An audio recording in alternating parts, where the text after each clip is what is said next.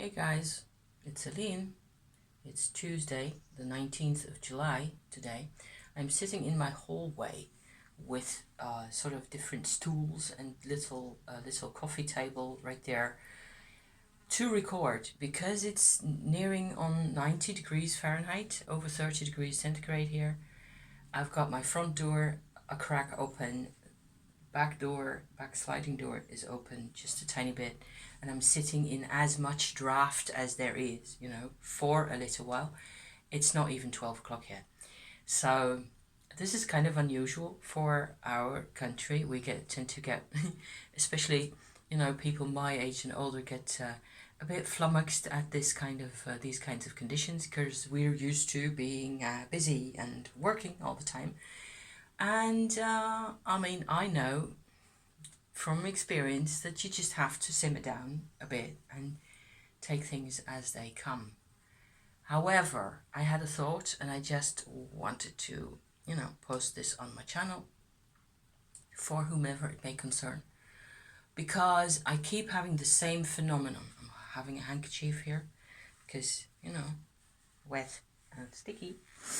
I keep having the same pattern repeating for me over and over again, and it's kind of annoying, and I just wanted to put out there what I do with it. Okay, so this is the pattern. I tend to get really emotional about some things. It also has everything to do with my Tumo practice, which brings out every last fiber of vulnerability that I didn't know I had, really, which is good because I get a different life. I get the life I want and that I should have had all those years, really, if I'd grown up in any way normal, I am doing Tumo in the way I've described it on my channel a number of times already, to sort out any inner problems that I may have had or that I may still have, overreacting, being very emotional and very suppressed sometimes, over intellectualizing, things like that. I want still very much to navigate my life in a way that makes everybody happy, including myself. I want to get to a happy place. However, you don't get to stay in a happy place. Okay, that's very obvious for me anyway. It's a cycle and it just keeps, there's waves and currents and it just keeps moving. And my pattern is that I get affected by something recently. There's situations that happen. There's nothing negative in the situation and I react weirdly, or what I think is I react badly. I get emotional. Recently this happened very specifically where what happened is that let me get back to the pattern first, then I will tell you the story. Okay, the pattern is that for me, I'm a Mercury retrograde, so this is going to be about astrology a bit. You can have, there's two possibilities in your chart, basically in your birth chart. You have either Mercury going direct or going retrograde. And for some reason, it makes a hell of a lot of difference in how you process things that happen to you. The more I allow myself to pay attention to what this does, what this means, the better my life looks, the better I can align inside.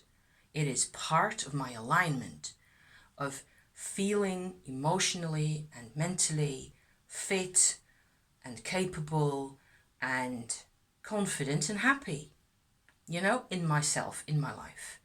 If I allow, I have to decide every day, so to speak, to allow for the Mercury retrograde pattern, which means going back over things, okay? Going back over things that have already happened, that have already done and finished and completed 6, 7, 8 times in your brain, over and over and over. This isn't maybe it's even considered pathological in some parts of society. Maybe it's even thought of as, but it's not a problem. It's just your nature. My husband has got a Mercury retrograde as well. So that's what this thing is about, okay? Example, not my story yet, but just an example.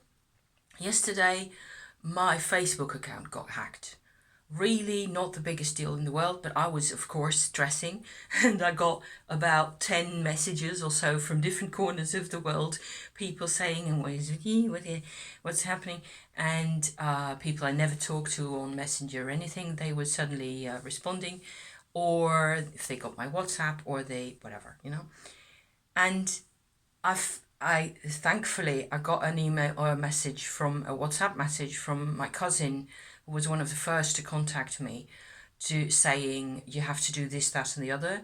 You have to change your Facebook password, and then you make sure you're posting on Facebook that this is what happened, and then you're safe again. They can't use your account anymore. So I did that because I didn't know what to do. So she helped me huge. That was excellent, coming from her. And so I did that, and I answered a couple of those messages of people, and I made my Facebook post and all the rest of it. So that was all done and dusted.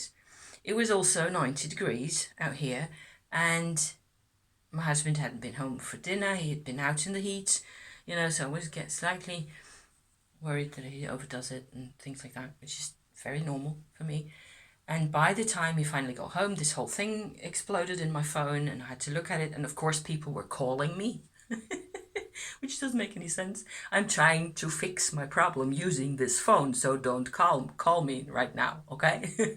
Call me tomorrow, which they don't do. Anyway, I got all that sorted. It was all done. I realized after a half an hour or so after we'd gone to bed, okay, hang on, I still have to send a thank you message to my cousin. Because of her help that she gave me, I fixed it way quicker than I would have done otherwise. I did that, I went back to bed, and then it took me another 10 rounds going through the carousel in my brain of everything just had to pass through my brain again. And I ended up going into my Tumo practice because after a while I was okay with it. I was okay. You're really completely done. You can't help it. Nobody blames you for you haven't done anything. I, of course, opened somebody else's link. So that was stupid, and I know now never to do that again. So that was my mistake. But this happens to lots of people. So no biggie. So I went into my Tumo, sort of drew myself back in there, fell asleep. It was all done and gone, and we're fine. Nobody's howling at me like I'm wasting their time and shouting at me or nothing like that. That's all, because it happens every day. So, but the phenomenon of having to sort of chew the cud, of the event, that was it was kind of difficult at the time to manage. So I have to take another hour to process all sorts of parts of bits of things. And somehow I keep presenting myself with the same scenario because it was kind of scary for a little bit, and the scariness didn't get addressed at the time because I had to deal with the facts first. I only get to the emotional part of it way after, when it's done. And that's also part of the Mercury retrograde pattern, I think. So there's that, okay? This is how things go. When I'm journaling, this is why my journal is so important to me. I have to write in my journal 3-4 times a week in the state of life that I'm having, okay? And you would say I'm alone most of the time here. I am, just doing my thing here. And, but it gets so emotional and so complicated often, especially with people, that I have to write things down and I have to look back what it was that I've written and so on. and remind myself of certain things, and then all of a sudden things fall into place, especially if I use astrology then again at that level. So the story that I came out to also, that's really 10 minutes just for, wow. Okay. The story that I wanted to share also, it has to do with the moon, and it really has to do with feeling like there's a gaslight situation going on, like you're completely off. You're completely off. That the reality and yourself or your perception of it are like completely squared to each other, completely, you're not connecting properly, or there's something missing, okay? This happened to me a couple of days ago, and there were a couple of elements to the situation. For me, mainly what I had to look at the time, and sort of, I suppose the whole episode really took about 12 hours or so. So there was a night in the middle of that ended in a rather unpleasant kind of nightmare, which is unusual for me because I don't really do nightmares all that often anymore. Very explicit, very obvious, being abandoned somewhere in the south of the country and having to find a way home by myself. It was very confusing, very messy, and I was quite upset when I woke up. That was actually sort of the trigger moment where I went, okay, so there's actually more to this whole thing going on. And the gaslight that happened was that I felt very much pushed into a situation of powerlessness. That was what the nightmare was about. I was completely powerless in the dream, in the scenario of the dream, right? Makes sense. That happens to lots of people. The evening before, I'd already been in that kind of a state where I felt that way.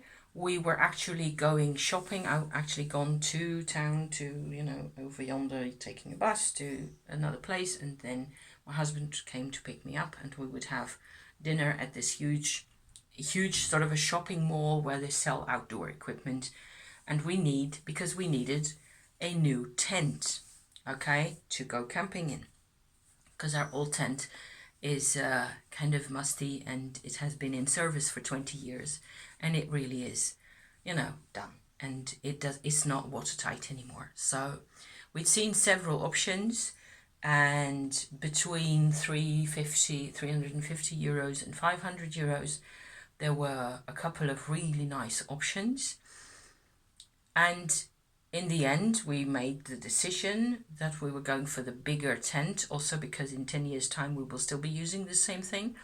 So that's awesome, right? We made a really smart decision together, and I was fine with that. But I was not in the state of mood that I would normally feel. I wasn't like, I'm going for this whole gorgeousness, and look at this beautiful tent, and look at how massively gorgeous that is. It's such great value for money and blah, blah. That's normally how I would have felt, okay? I was upset and miserable and feeling super vulnerable and feeling like I only wanted to protect myself and go home. And I didn't even want to be part of the whole thing, which doesn't make any sense for me to feel that way. Now that I'm here talking to you about this just does not make any sense. So the choices at the point, when we came to our decision, which tent to pick, were really between one type that was 350 and another that was 500. And it wasn't really a difficult decision in terms of money, because the money is okay. It's okay in terms of money. It's not a problem. So we might as well choose the bigger tent. And it's got a couple of advantages compared to the smaller one.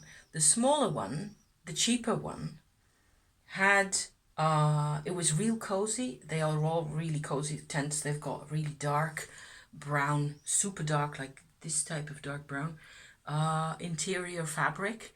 So they're so cozy. I'm going to sleep like a log in there. In the forest, in the mountains, hell yeah. I can't wait. I'm just sitting here clawing, going impatient, because I want to get out there.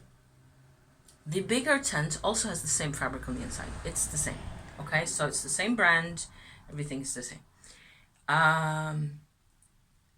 They're Italian tents even, so gorgeous. However, it was kind of, I'd sat inside both of them and sat inside the front side, the compartment of the tent, and looked at the details and felt what it felt like and how it would be like to do your things, because I'm always cooking in my tent in the front compartment. So I need to know what the space is like so I can stick my bags everywhere.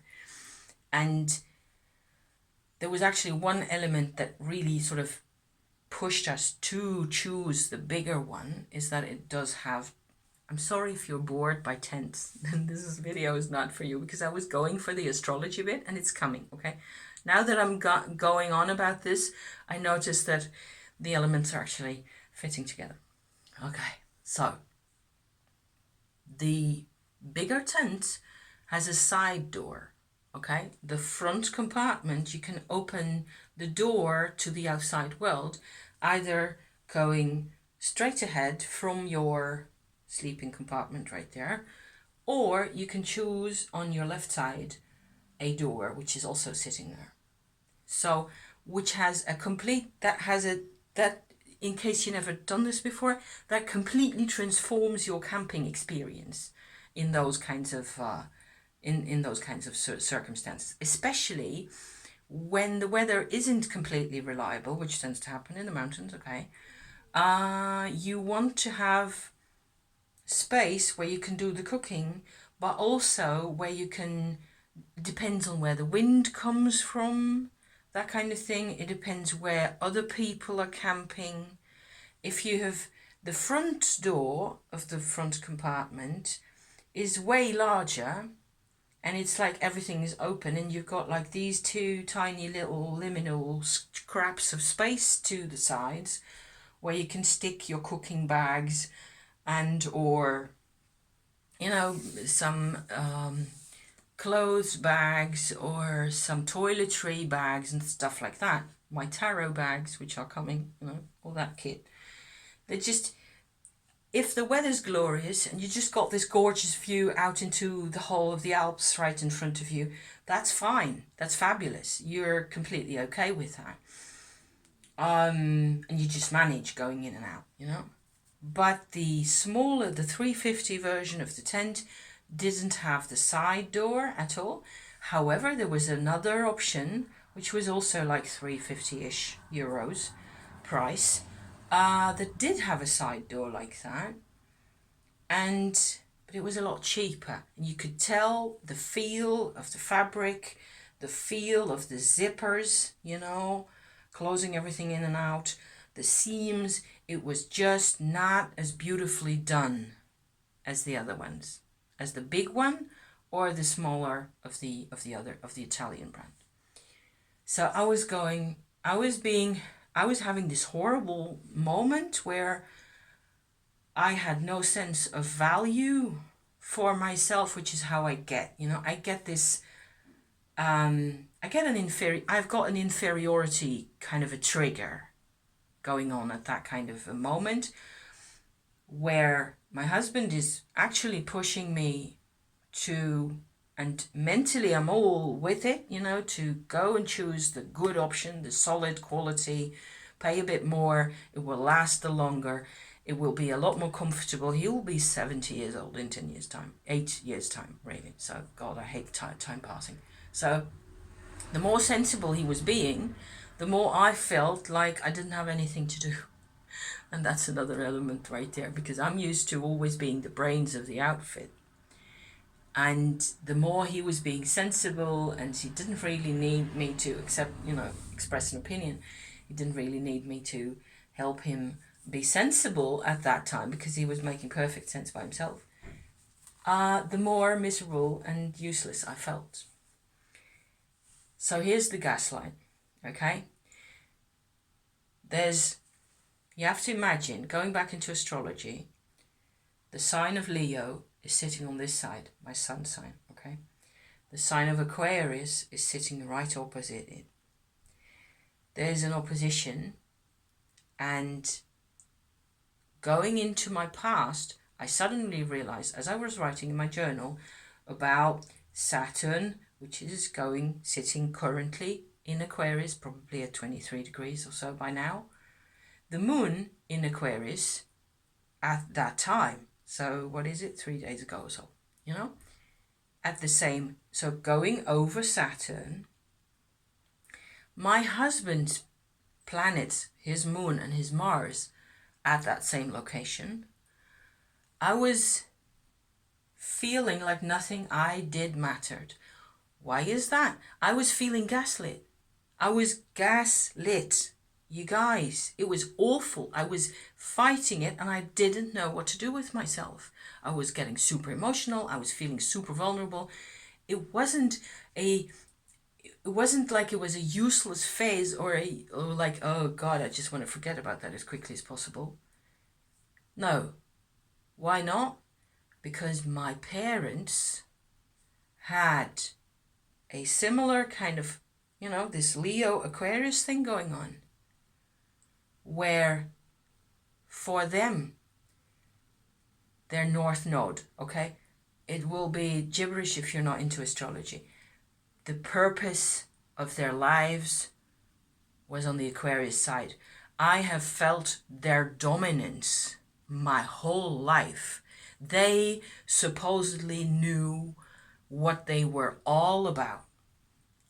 That's the expression of the North Node in a person's chart, wherever that thing is sitting for a person compared to the other end.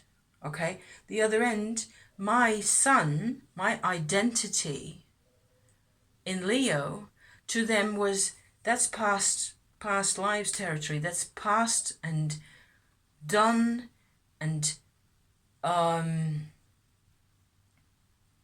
there's like this huge sense along this axis, and I think you could find words to say, and maybe that'll be a good exercise to do if I ever get my brain back, compared to with the heat and all, to sort of find out what the key words are, what the key phrases and key concepts are for each axis, going like from Leo to Aquarius, going from Taurus to Scorpio and back, going from Aries to Libra and back.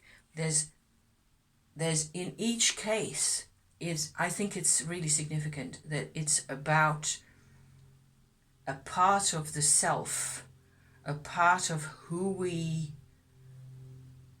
can be, really. And if I look at it like that, so I push away the whole content of the tent and the whole content of my husband's attitude and what he was trying to do, and my parents' attitudes and what they were trying to do, and my own, I just keep basically what I was reacting to the whole time. I was reacting to the pressure because I felt inferior. I felt super vulnerable, because that's what happens nowadays. Inferiority triggers vulnerability. Feeling, what was it that I was saying at the time? I can't remember the word now.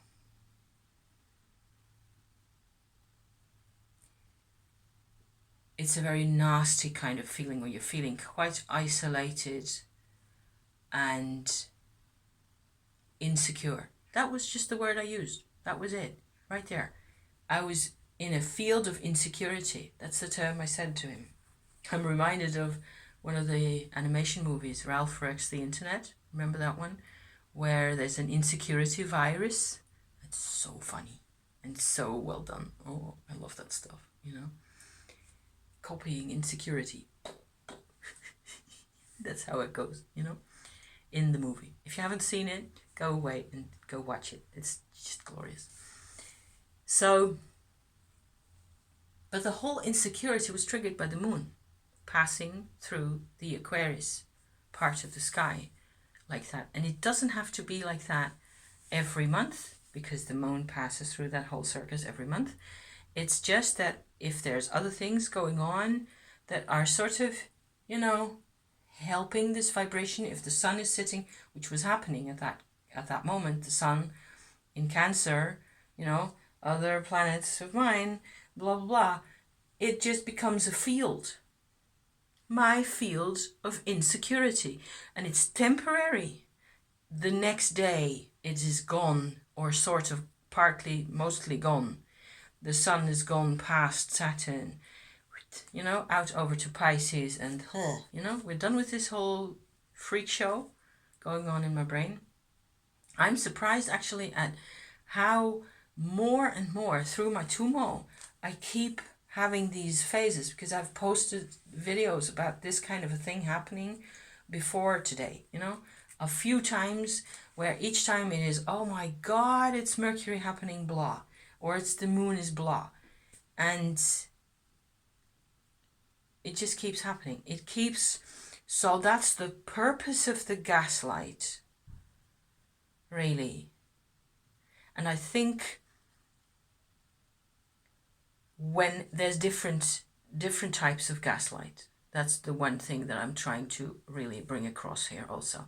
Because if a person, I think that the situations with people, relationships with people where there's a dominant partner who really creates purposefully a, you know, completely constructed gaslight reality for this other person in order to keep that person captive.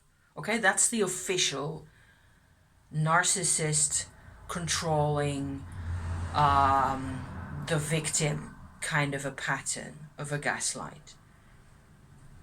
Then it's deliberate. Everything about that is deliberate, and or large parts of it are deliberate. There's often a construct about the masculine, the male partner in a lot of cases, okay? Not in all of them, but in a lot of the cases. It is the male dominant partner who feels like they have to, historically, you know, from a history of 50 or 60 years, and from a pattern that they've inherited, okay? They've seen their parents do this kind of thing over and over and over. So they copied it, copying insecurity, over and over. Copying dominant structures where there's even people who believe the victim needs their reality organized for them. There's lots of people. I do not want to give a €1 coin to all the people who seriously believe that it's up to them to organize the mental and or emotional reality of a subservient person, a non-dominant person in their vicinity, that they're in a relationship with. And they seriously believe that. They seriously think that they're doing the other person a favor by organizing their reality for them. And it's not true. However, there's also people in the victim position here who believe it themselves, who can't let go of the construct. Are you one of them? Who organizes your reality for you? Your perceptions, what comes to you. And to a large extent, what I'm saying is that the planets, the moon, Mercury, they organize our perceptions for us. And to some extent, it's inevitable. There's no pure Ace of Wands, Ace of Cups, simple reality for a human to be had. Not after you're 5 years old, I think, and probably also not before. You're in a different relationship to reality before, when you're a toddler and a child, really, you know, a small child. Your relationship with reality is different. It's when you get into society. I think the whole gender idea is a gaslight in a way. So there's the there's the spectrum that I'm trying to explain, you know, maybe over-explain probably, where there's this, you use the word gaslight to describe or to hint at, to refer to a reality that doesn't match another person's reality. And there's power involved. Okay? And there's lots of people also lots of male identified people, I'm thinking, who believe it's their job to create reality for others, for women. That's patriarchy, you know? It's been accepted, it's been done that way, because that's where we come from. We come from a world where you couldn't afford everybody being free and doing their own thing, apparently. Or at least that's what, you know, we were taught to believe. So you have to obey the teachers in school, the bosses, you know, obedience. But obedience never takes the place really of a free soul choosing to cooperate with others. And so I think my whole problem that I was having with my Leo Aquarius axis there is that I am learning, okay, in a way that's actually really beautiful now that I'm sitting here and putting words in the different corners of the zodiac and finding words to express what this really means to me. If I had been left to my Leo devices only, without this, you know, this opposition, I would have believed in dominance and in control and in controlling other people's realities without ever a second thought. Oh yes, I would have.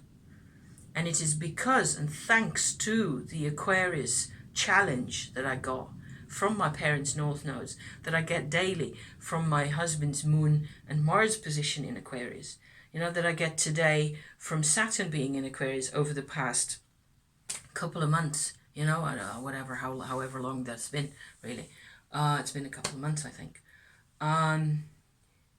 It challenges my Leo nature that tends to go just like, okay, we just sort this out this way and the other.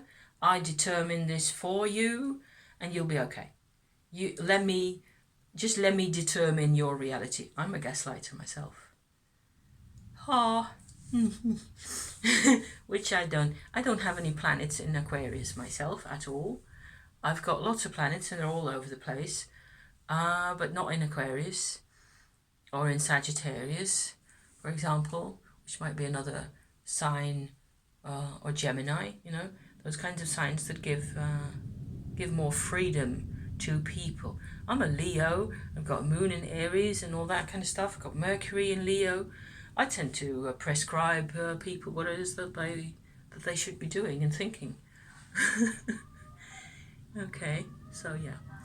So there's a conclusion. I think I'm going to quit for now. Under 40 minutes, which I think is more than enough. Thank you for watching, and I hope I said everything I just wanted to say here. I think so. I want to also do another Tumo update because there's weird stuff going on. It's been going on for a couple of weeks now, and I want to talk about that. So who knows, maybe I can just move on straight into that, and then I will upload that later on this week. Anywho, in whatever form that happens, thank you so much for being here, and I hope you're having a nice day. Keep as cool as you can. However, also drink hot cups of tea, because that's what they do in the tropics, you know. Just go with the flow. It won't last forever. And blessing to you. Okay, see you next time. Ciao.